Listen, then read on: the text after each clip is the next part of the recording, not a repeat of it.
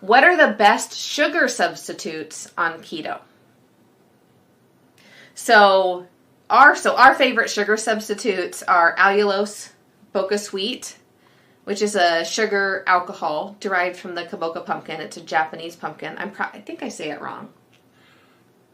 Kombucha. No.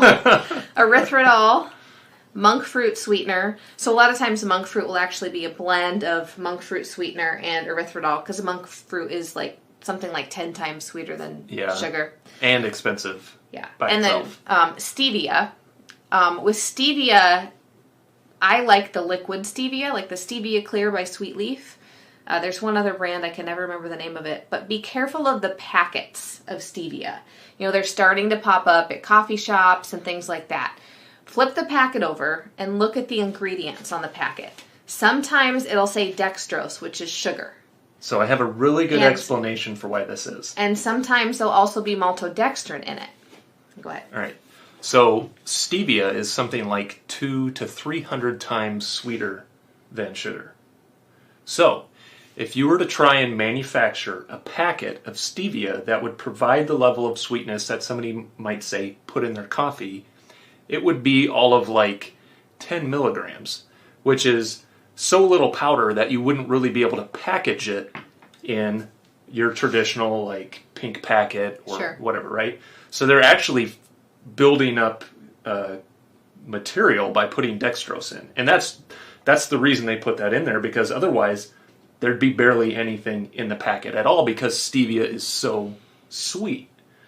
So that's where you get into problems with those packaged ones. And they're just using the cheapest thing, dextrose. Yeah, and then sometimes maltodextrin. So you want to watch out for that, especially if you're diabetic.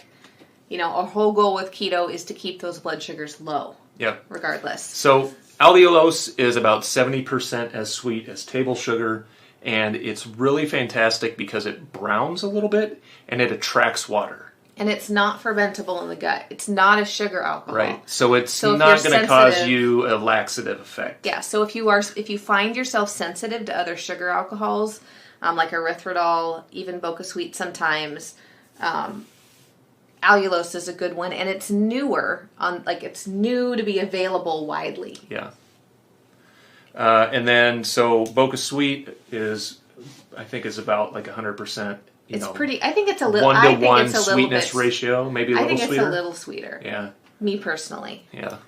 Erythritol, it's kind of a 1-to-1. Monk fruit is much sweeter, and stevia is much sweeter. They're both something like 10 times or more, depending on the concentration.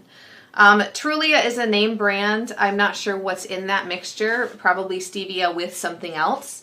So again, you just want to be careful of what that something else is. Yeah. And did you mention stevia in the raw? Did you say that one? That one, I think, has the additives in it. Right, yeah. So if you see stevia in the raw, the marketing light should go off on your head that says, oh, stevia in the raw. Raw is so good. And then you look on the back and it's just mostly dextrose. So the reason xylitol is not on our list is because it can be highly toxic to pets, even in small amounts. So if you have pets anywhere in your house, you have friends with pets, it's something you want to avoid. It's also very highly fermentable in the gut. Yeah. So it tends to cause people some very painful gas, bloating, and bathroom adventures. Yeah. We'll just put it that way. And it can have a blood glucose and insulin response. So it's kind of tight. You also notice that aspartame, Splenda, Sucralose, Saccharin are not on our list. Those are, I'll let you talk about. Well, I mean, they're all man-made artificial sweeteners developed at different periods for different reasons. Some were discovered when they were trying to make, pesticides and things like that. So some of the origins of some of these artificial sweeteners are dubious. And more aspartame is being linked to a host of health problems. So we just try to avoid that in general. I have seen now that like Pepsi is starting to market a new version of a sugar-free soda. Again, it's just aspartame and sucralose. I don't know. It's just more marketing. Right. So our goal here is to tell you the best sugar substitute. So then you can go read any label and say, okay, well, what about this blend? What about this product? you can figure out for yourself because it'll be labeled. So again, those are allulose, the Bocha Sweet, which is derived from the Bocha pumpkin. It's a sugar alcohol, erythritol, monk fruit sweetener, and stevia.